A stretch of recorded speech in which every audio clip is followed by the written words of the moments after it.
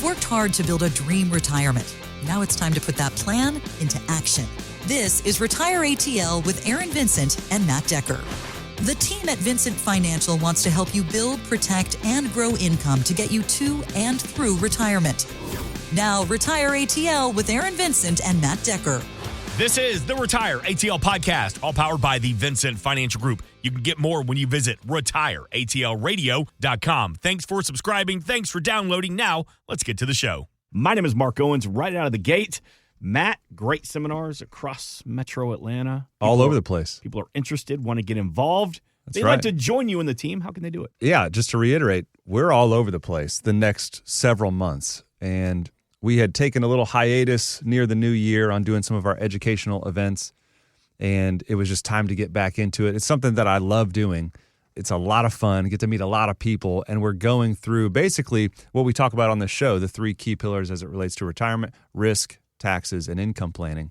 And so we're all over the Atlanta metro area over the next couple months. If that's something that you think would benefit you, if you're in that retirement window, getting close, maybe you've done the bulk of your retirement savings and just not quite sure what's next for you or what your next step might be. Or maybe you feel like there's a missing hole in your plan or you don't have a plan. I would strongly encourage you to join us for one of our educational events. I'm confident that you will absolutely take something from it. We love these things because, well, for lots of reasons, what you mentioned meeting new people. But what I love about them is no two person's issues or situations, I should say, are the same. And so we get to talk about concepts that literally apply to everyone and how this topic may interact with your personal retirement plan or your current savings or what your expectations are. We don't know until we get going. And that's a lot of fun. And the interactions that we have, most people leave there thinking like, my expectations might have been like kind of classroom setting. Let me take a deep breath and gear up for taking some notes about money. And then they leave there after having some laughs, and it's a good time. Whether you like us or not, you might show up and be like, man, these guys are garbage. No one's ever said that. But a lot of folks think it, though. Yeah, you won't know. That's right. Well, just don't say it. You can think it. You can think it. Just don't say it. But I'm confident that you will leave there knowing what questions to ask. Whether you want to ask those questions of us or somebody else, you'll know what questions to ask. We'll get you on the right track. All you have to do is text us, actually. You can text our number, 770-741-0120, and just text the word seminar. And we will get back to you with our upcoming events, locations, and times, and make sure that you find one that's convenient for you. And this is the time of the year where you have multiple seminars across Metro Atlanta. So there's a real good chance that the team of the Vincent Financial Group will be holding one of these great educational workshops close to you. Again, text seminar to 770-741-0120 or always get more at retireatlradio.com. All right, so in the Owens household, we got a big milestone birthday coming up. Uh-oh. And I'm going to put my bride's business out there because I know she doesn't listen. Are you sure? Yeah. Are you sure about this? That she doesn't listen, or I should put her business out there? Both. The big 5-0. Ooh. It's happening. It's happening. If you see Gretchen, tell her happy birthday. Wow. Big 5-0. A milestone moment. Yeah, absolutely. For the Owens household. So I want to talk about that and the families you serve because we love celebrating these milestone moments. But there are certain birthdays, there are certain ages that we need to be thinking about when it comes to our retirement strategy. So, Aaron, Matt, I'm going to throw some birthdays at you, some milestone birthdays. I want you to tell us, what does that mean as far as our portfolio goes? All Can right, we start with Gretchen? Yeah, let's start about it. 50. Age of 50. Gretchen, I hope you're listening. Still a baby. Still a baby. Listen, a lot of people get caught up in this thing of like, I'm 40, I'm so old. It's like these big black balloon birthdays. And Black balloon birthdays. 50 is... Oh, my gosh. It's not wrong. I was buying some birthday supplies, and it does kind of feel like, why are like a lot of tombstones happy birthday? I'm like, it's 50. Like 50 is the new 40. It's not 110. Yeah, so 50 is the new 40. Good for you, Gretchen. So what about 50? What do we need to know? Wow. At 50, most people are starting to get things figured out. Let's be honest. A lot of us, 30s, even 40s, you're hopefully saving some money, but you're kind of just doing whatever comes along, whatever 401k option your employer's, providing for you, whatever they match. Whatever you can do. Yeah, you're probably asking very few questions. You're still figuring out your career. Maybe you have kids. Maybe you're raising a family, and it's kind of chaotic, right? And then you hit 50, and I'm obviously talking in generalizations here, but all of a sudden you're kind of like, wow, I'm 15 years out from that 65, which I think we'll talk about in a minute. But now I think it's time to tighten the screws a little bit. So if you're 50 or you're near 50, a lot of folks we talk to, I don't care how much they've saved. What they say is, I just feel so behind. Right. Hear it all the time. We hear it all the time. And I think that if you're 50 and you're beginning to measure, that's one way I would say it. If you're beginning to measure, what am I doing? What are the long-term effects of the trajectory? What trajectory am I on? So if I'm saving X amount per month and my employer's matching, this much, if I keep doing that for the next 10 or 15 years, where will that land me?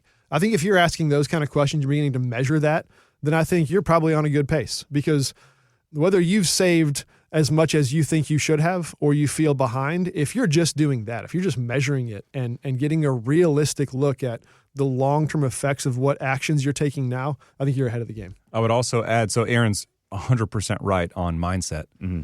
And then also there's a tactical side to it as well. At 50, most people that we talk to, late 40s, early 50s, they're in their peak earning years. And so they are more capable of saving now than, maybe they have been in the past. And so once you do hit 50, all of your contribution limits to your qualified accounts change. You actually have what's called catch-up contributions. So if you were to just stay status quo on what you were doing, whatever you were saving before, you continue to save now, you're actually missing out on some additional maybe tax deferral that you could get through your 401k or your IRA, because now you actually have higher contribution limits. So that's something to look at 50, which coincides perfectly with that mindset of, hey, maybe it's time to get serious about this. Right. And that's one of the things that you should definitely be keying in on. All right, let me get that number real quick, 770-741-0120, always available online at retireatlradio.com. Talking about some of the windows of opportunity when it comes to these milestone birthday. All right, what about the age of 55? 55 is a good one because I think it sneaks under the radar. There's not a lot of awareness about what new options you may have at the age of 55. And I'll add, before I get into some of those details, this is a perfect window of, let's just assume for a minute that you want to retire at 65, kind of the average retirement year. Well, at 55, you're 10 years out. And that's the window to start getting really serious. If you've got a window of 10 years, regardless of what you've saved so far and whether you think you're ahead or behind or whatever, having a 10-year window to make some adjustments, you've got enough time, enough runway to make some significant improvements to your retirement life. And so that's a big deal. But specifically at 55, if you have changed jobs, maybe lost a job, maybe your employer went through a mergers and acquisitions, you're bought out, or whatever it might be. If you've recently left your employer for whatever reason, you have access to that 401k and you have some options to move those dollars into what might be a much more favorable long-term approach for you. You can move it into an IRA. Now, a lot of folks miss this because the age of 59 and a half, we'll discuss in a minute, is the big one where then you can move some money. That's pretty common. But at 55, if you've recently lost or left a job or left an employer, then you've got some options and some big improvement potential. We've got a lot of clients that, maybe they work in tech, and tech is competitive, right? And there's a lot of young guns coming out of school that just love to grind and they want to move up and they're working really long hours. Well, you get 50, 52, 55, and all of a sudden you're like, man, I've been at this game for a long time, and maybe I don't love it as much as I used to. And I certainly don't love it as much as these young people coming in who are just, working long hours, don't have families. And so what a lot of people realize, sometimes too late though, is if you do leave your job at 55, you actually have access to your 401k without having to pay penalties if you leave or lose your job after age 55. And to Aaron's point, most people think that doesn't kick in until 59 and a half. So we've had clients come in that actually, they come in saying like, oh, I lost my job and it's terrible. And then we kind of go through the process, and what they actually realize is I can actually retire early. Like I thought that I was going to have to just like hang on somewhere for another 5 years until I could actually access these funds. But if you do it right, you can actually access those 401k funds without penalty. Still have to pay taxes on it because it's a tax-deferred vehicle. But you do it right, you can access that money without penalty. And a lot of people end up retiring early or doing like part-time work if they happen to leave or lose their job at 55. A lot of people don't know that either. They don't. Yeah. Yeah. All right. Great information here. All right. You mentioned it a couple times already. 59 and a half. Like my daughter celebrates her half birthday still, but it's an opportunity for us as adults. 59 and a half. What does that mean? That's a big one. So now all of a sudden, Matt just referenced a 10% penalty. If you don't access your tax deferred, your employer sponsored plan dollars the right way, and you do it early, then you're subject to a 10% penalty. Plus taxes. That's a compounding issue. All of those things go away at the age, not all of them, taxes don't, but the 10% penalty goes away at the age of 59 and a half. And so again, like you can see the trend here, every milestone birthday, more options, more opportunities open up. You've got even more freedom, more flexibility. And if you're kind of stuck in this like head down, eyes closed, work till 65 mode, you miss some opportunities to make some real significant improvements to your plan well before 62 or 65 or 67, whenever you're actually planning on retiring. And so 59 and a half is a big one because 10% penalties, look, that's going to eat your retirement plan alive if you begin to withdraw early. But 59 and a half, that all goes away. And at the same time, 59 and a half, most employer plans that are out there, maybe not all of them, but most of them, are actually going to allow you to stay employed and roll your 401k dollars out of the employer-sponsored plan. So said a different way, you can take your 401k or your employer plan dollars if you're 59 and a half or older, and you can move those dollars into an IRA, which gives you way more flexibility. Because, if you go to your employer-sponsored plan, like HR website, whatever it is, whoever you're custodying through, they've got a menu of options that you can choose from. There's probably some target date funds in there. There's probably some mutual funds in there, maybe a few ETFs. You get to choose how you're invested. And you might have a menu of, I don't know, we've seen it as small as like 10 options, and we've seen it maybe as large as 100. That would be a lot. But those are the only options you have to choose from. Well, if you're able to access those funds from your employer-sponsored plan and move them into an IRA, you have unlimited access to all the different investments that might exist in the world of investing. Right. And you get to knock out some of the administrative fees that you might be paying inside your 401k that you probably don't even know about. 401ks are not fee-free. That's kind of a weird thing to say, fee-free. There are fees inside your 401k, and it's going to be difficult to see them. 59 and a half, you can move those funds out of your employer-sponsored plan more than likely, get it into an IRA. There's no taxes on that move. It just happens seamlessly behind the scenes. And then you open yourself up to all the investment options that are available. You probably get an opportunity to knock some fees down. And it's a beautiful thing that a lot of people don't take advantage of because they just don't even know it's an option. This is a big one. I want to be crystal clear on this because I think a lot of people get this wrong. I think people might be hearing this and think, well, man, I got a good arrangement. Like I'm saving money and they're matching it. I don't want to stop that. I don't want to close down my 401k. I don't want to stop getting the match. And so what I want to be crystal clear on is Matt's not saying you have to stop your arrangement with your employer and their match and your contribution. What he's saying is just your balance. If you have $500,000 sitting in your 401k right now and you're contributing and your company's matching and you turn the age of 59 and a half, you can move that $500,000 balance out of your 401k, put it into an IRA, no taxes due on that transaction, on that rollover. And now you've got a full suite of every investment opportunity that's out there, different than just what's in the few in your 401k. Nothing changes though. The next paycheck, you still contribute and they still contribute their match. It's just that your balance in your 401k starts at zero while your IRA has $500,000 on it and it's growing in a different investment suite potentially. And the reason why this is so big is, look, in the safe money options in your 401k, well, they're very few. And they're expensive a lot of times. Expensive. Yeah. And so when you're talking about safe, so we say this saying all the time, when you get to a certain point, when you've saved the majority of the dollars that you're going to save, and most people by the age of 59 and a half are there, like you're probably not going to double your savings just from your payroll, right?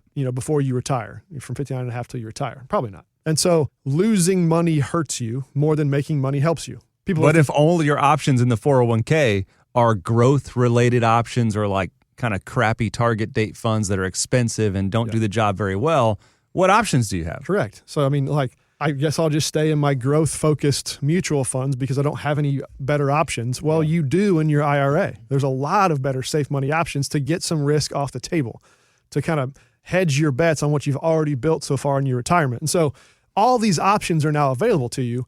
without having to pay any taxes or 10% penalties on moving that money out at the age of 59 and a half. And I'll just say, if that's you, if you're over the age of 59 and a half, you're still working, still contributing to your 401k, and you have not explored what it would look like to move your balance out into an IRA, open yourself up to the wide world of investing, not just the small little menu of options you have at your employer, you got to give us a call. This is something that we do. It's a free complimentary service. It's called a portfolio review, portfolio x-ray. We'll show you exactly what you're leaving on the table just by continuing with the status quo. And then you get to make a decision on whether or not it makes sense to move those dollars out, to open yourself up to some more flexibility. Just call the number 770-741-0120. Again, 770-741-0120. Online at retireatlradio.com, talking about some of the windows of opportunity with these milestone birthdays. How about the age of 65? Oh, yeah. Medicare. Let's go. You're forced to go ahead and enroll in Medicare. So you need to get that figured out. Unless you're still working, of course. If you're on your employer plan, then you don't have to. But for most people, turn 65, Medicare is a beautiful thing. You can't miss it. You want to do it.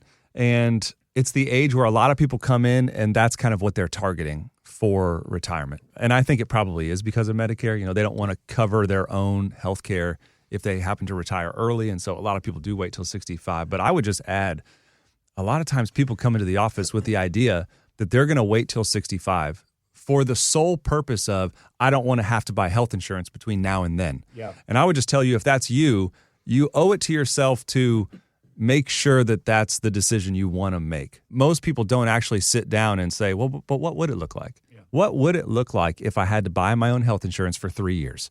Is that really going to make a huge difference in my plan? Or is that just kind of what everybody else does, and so that's what I'm going to do too? What we often find is those years are probably your most active years. If you're sitting there at 62 and you got 3 more years till 65, you're in a great spot to be able to kick off retirement. You're probably healthier than you'll be, in 3, 4, 5 years, more travel, more opportunities. So I would encourage you, sit down, make sure that waiting until 65 is really what you want to do. We can model out what it looks like to buy your own health insurance. Not that big of a deal. Yeah, and let's talk psychology too. At 65, here's the reality. So Matt mentioned really kind of the logistical realities of age 65. But there's also this reality of, so you're in the window of time. We'll discuss the next big birthday in a moment, but you've got, 7 or 8 years I know where you're going until now. the window closes. Yep. Of getting money over the fence, as we'll call it, from a tax perspective. And so if you haven't spoken to someone yet, if you aren't considering and measuring and hopefully even executing some Roth conversions, I don't want to prescribe that to everyone because everyone's situation is different, where your current investable dollars are, like what kind of an account, IRA versus Roth versus brokerage, et cetera.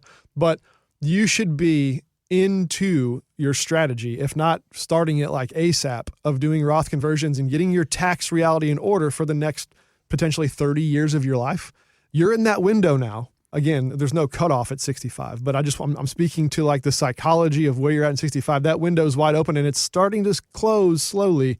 You don't want to wait till you're 70 to start making those moves because you have to stuff a lot of them into just a short window of time. Yep. We're bumping up against it, so I kind of want to rapid fire these last 2 milestone birthdays for you.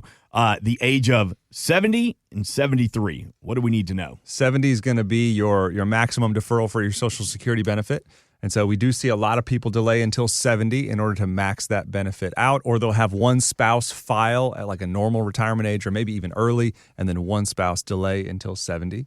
And then 73 is your RMDs. RMDs are age-based, and so it depends on when you were born. Forced taxation. So Aaron just said getting money over the tax fence. That's just a saying that we like to use. How do you take money that's going to be tax-deferred? You got a 401k, IRA, SEP, Simple, 403b, TSP, any of those tax-deferred accounts, you've made a handshake deal with the government. And the handshake deal is, I'll let you defer your taxes today, but you're going to pay me those taxes in the future. Well, at what rate? Right? Because that's the question. At what rate am I going to pay these taxes? Can't tell you. Can't tell you what rate. Right. How about this? It'll be whatever the rate is at the time in which you withdraw your funds. Whatever I decide. Whatever I decide. Yeah, whatever I decide. What's the interest rate on my loan? Whatever I decide. Whatever I need when I need it, that's what it'll be. So that's the handshake deal that you've made with the government. And that handshake deal of deferring those taxes ends at age 73. for most people. It's going to end at 73, where the government says, all right, now it's time. It's time for you to start withdrawing down on your account, and you're going to pay me those taxes. And that's why when we were talking about age 65 just a second ago, Aaron said you have a window where you can start making some moves and getting dollars over the tax fence. And here's what I want everybody to know. The reason that you need a Roth conversion strategy between, let's call it 62 on the young side, 62 to 73, is because you pay the taxes on your IRA, SEP, Simple, 401k, 403b, whatever it is, your tax-deferred account. You pay those taxes, and then it goes into a Roth account. That Roth account will now be tax-free forever. The growth will be tax-free. The income will be tax-free. It will be inherited tax-free. If you leave it to a son or a daughter or a niece or a nephew, they can continue the tax-free deferral of those dollars for 10 years. But if you get to age 73, your RMD, your required minimum distribution, whatever the government's going to force you to take out and tax, that does not count towards a Roth conversion.